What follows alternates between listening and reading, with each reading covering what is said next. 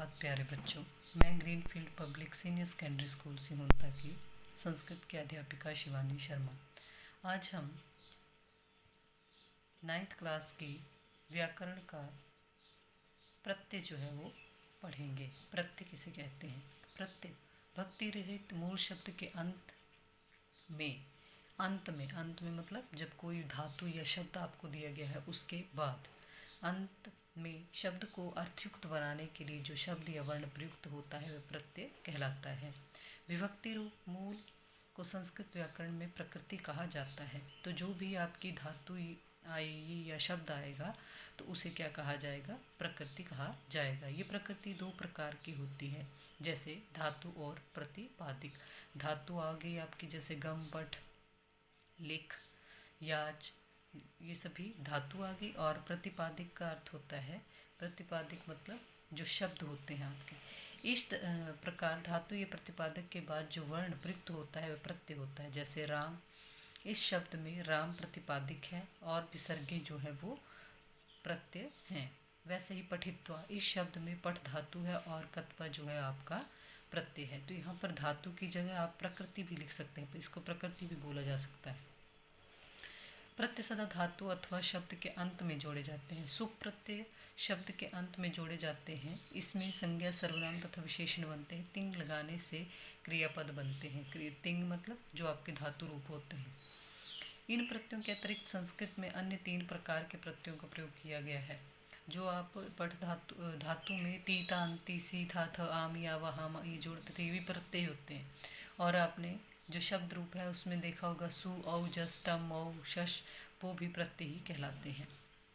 तो और जो 3 प्रकार के प्रत्यय हैं वह हैं कृदंत प्रत्यय, जिन्हें कत प्रत्यय भी कहा जाता है और ये हमेशा धातुओं के साथ जुड़ते हैं। तदित प्रत्यय शब्दों के साथ जुड़ते हैं। और स्त्री प्रत्यय पुल्लिंग शब्द से स्त्रीलिंग बनाने के लिए जो है वो स्त्री प्रत्यय का प्रयोग होता है।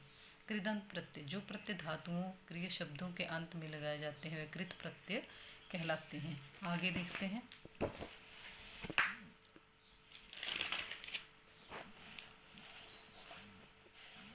जिस तरह से इन प्रत्ययों के जुड़ने के बाद जो शब्द बनते हैं उन्हें कृदंत कहते हैं। जैसे पठ, धन, कत्वा, तो क्या बन गया? पठित्वा। पठ यहाँ पर प्रकृति आ गई और कत्वा जो है आपका प्रत्यय आ गया। कत्वा का अर्थ होता है करके। कत्वा के क का लोप हो जाता है। लोप का अर्थ होता है ये नहीं रहता, समाप्त हो जाता है, तथा त्वा ही शेष रहता है। जैसे गम, धन, कत्वा, गत्वा। आपने जब आपको किस तरह से पता चलेगा कि इसमें जो है कत्वा प्रत्यय है? जहाँ पर त्वा जो है शेष रहेगा, उस अक्षर के पीछे त्वा करके आएगा तो उससे ही हमें ये पहचान लगेगी कि इसमें कत्वा प्रत्यय जो है वो जुड़ा है। आपको पेपर में इस तरह से भी आ सकता है कि चल, धन, कत्वा, क्या आएगा? चलित्वा। और आपको ऐसे भी पूछा जा सकता है कि श्रुत्वा, तो श्रुत्वा में प्रकृति और प्रत्यय अलग करके लिखिए, तो आपने इस तरह से लिखना है श्रुधन कत्वा। दोनों तरह से पूछा जाता है आपको, विग्रह करने के लिए भी और समस्त पद करने के लिए। इस तरह से आपने देखा दृष्टधन कत्वा, दृष्टवा, पाधन कत्वा, पित्वा बन गया। आगे है तुमुन प्रत्यय। तुमुन प्रत्यय जब एक क्रिया किसी दूसरी क्रिया की पूर्ति के लिए की जाती है तो उसे निमित्तार्थक क्रिया कहते हैं। इस निमित्तार्थक पूर्व क्रिया में धातु के अंत में तुमुन प्रत्यय जुड़ता है। मतलब कि एक क्रिया किसी दूसरी क्रिया की पूर्ति, जब एक काम हो रहा है और दूसरा काम भी साथ में हो रहा है तो उसे निमित्तार्थक क्रिया कहते हैं। उसमें तुमुन प्रत्यय जुड़ता है। इसका तुम शेष रहता है, तुम, और उन जो है उसका लोप हो जाता है। इस प्रकार प्रत्यय बने शब्द के लिए होता है। मतलब इसका अर्थ जो है वो के लिए होता है। जैसे पठितुम, पठधन तुमुन पठितुम, गम धम तुमुन गंतुम, रक्ष धन तुमुन रक्षितुम, नीधुन तुमुन नेतुम। तो आपको किसी भी तरीके से आ सकता है। आपको ये याद रखना है कि जहाँ तुम शेष बचेगा वहाँ कौन सा प्रत्यय होगा? तुमुन प्रत्यय होगा। इसी तरह से लेप प्रत्यय। लेप प्रत्यय जो है किसी भी धातु के आरंभ में उपसर्ग आ जाने पर, उपसर्ग संस्कृत में कितने उपसर्ग हैं? 22 उपसर्ग हैं, तो आपको उनका ध्यान रखना है। और जब भी आपको कहीं लगे कि उपसर्ग आया तो उसके अंत में कौन सा प्रत्यय जुड़ेगा? लेप प्रत्यय जुड़ेगा।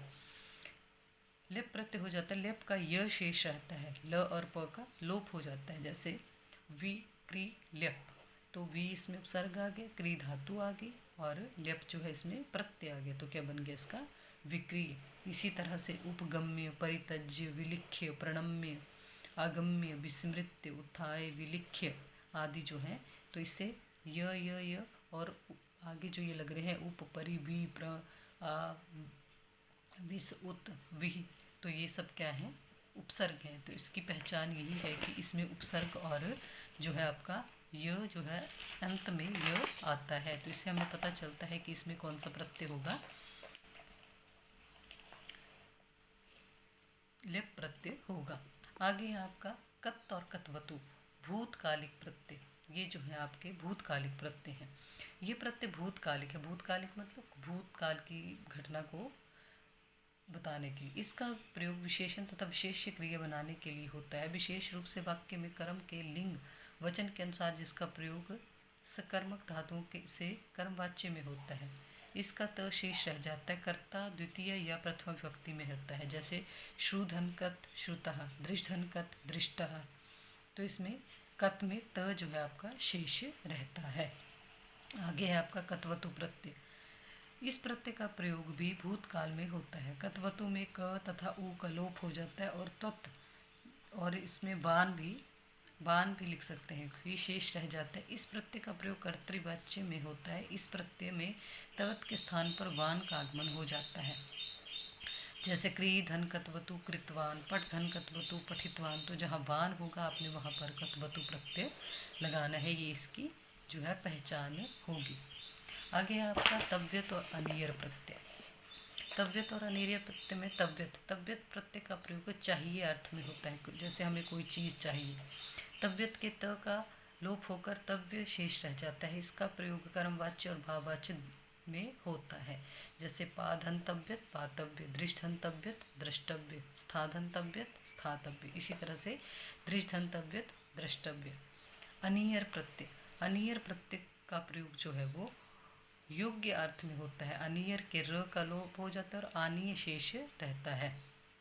इसका प्रयोग भी कर्मवाच्य और भाववाच्य बनाने के लिए होता है। जैसे पाधन अनियर पानीय, दृष्टधन अनियर दर्शनीय, चलधन अनियर चलनीय, पठधन अनियर पठनीय आदि जो है इस तरह से। तो इसमें आपने देखना है कि इसमें भी अनीय आ रहा है, परंतु इसमें जो है उपसर्ग का प्रयोग नहीं हुआ है। तो इसमें कौन सा प्रत्यय होगा? आपका अनियर प्रत्यय होगा।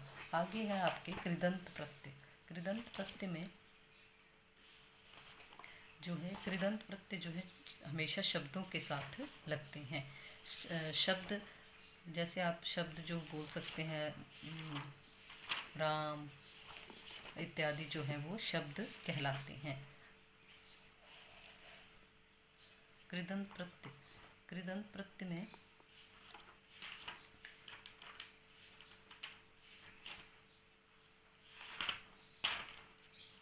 सबसे पहले आपका आ जाएगा, अब सबसे पहले हमने किया आपका कृत प्रत्यय, कृत प्रत्यय और फिर आएगा आपका तदित प्रत्यय। तदित प्रत्यय जो है वो आपके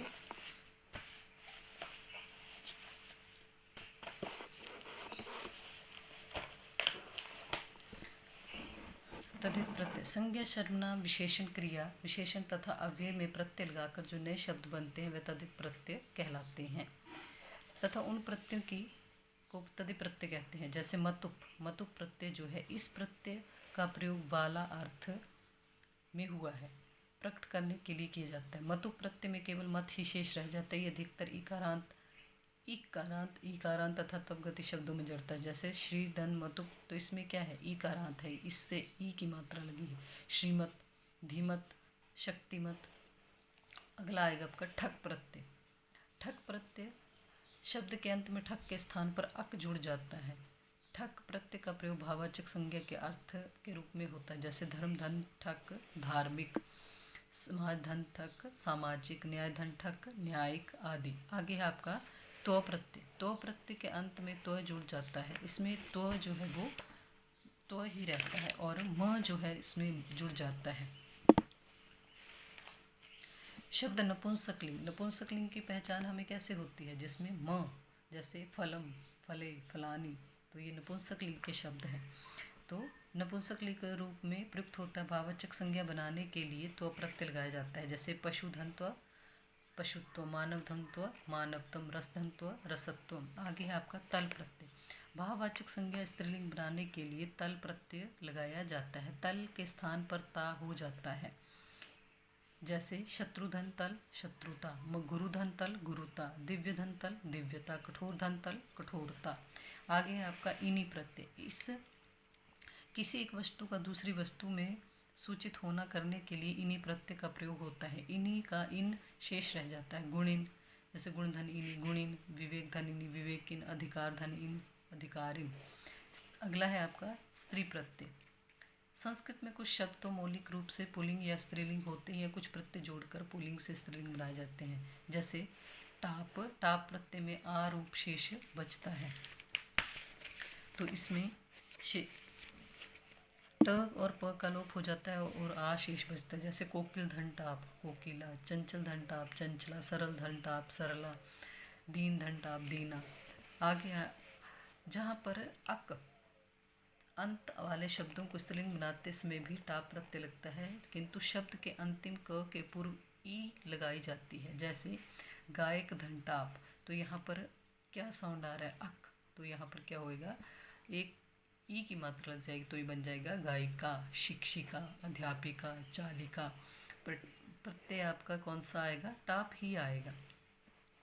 जब आपको किसी भी तरह से पूछा जाए, जैसे धाबक, तो धाबक में आपने क्या लिखना है, धापक धन ताप धाबिका। आगे आएगा आपका गीप प्रत्यय। ऋकारांत और नकारांत पुल्लिंग शब्दों से स्त्रीलिंग शब्द बनाने के लिए गीप प्रत्यय जोड़ देते हैं। गीप प्रत्यय का ई शेष रहता है, ग और प का लोप हो जाता है। जैसे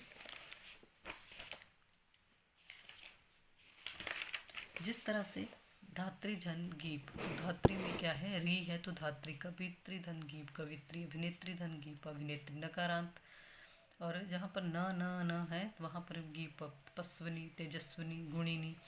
मतु, वतु, ईस्वन, वस, कतवतु प्रत्यांश शब्दों में स्त्रीलिंग बनाने के लिए गीप प्रत्यय जोड़े जाते हैं। जैसे श्रीमत धन गीप, श्रीमती, रूपन धन गीप, रूपवती, भगवत धन गीप, भगवती।